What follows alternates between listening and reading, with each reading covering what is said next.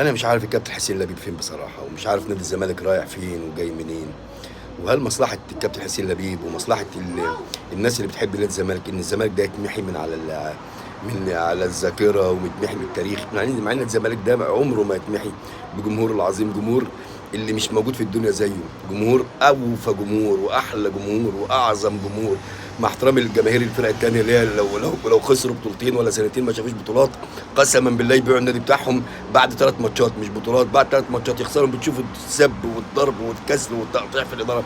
احنا جمهور عظيم وافي قوي، بنحب نادي الزمالك، حتى بنشوف بس التيشيرت بيلعب ايا كان مين لابسه، احنا مع نادي الزمالك ووجوده. فانا لكن حسين لبيب مصلحته ايه؟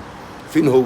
فين الصفقات؟ فين الالعاب الفرديه اللي راحت، اليد والطايره والسله بقينا ملوك الصالات، بقوا فقر الصالات، بقوا بيخسروا من الاهلي بقى.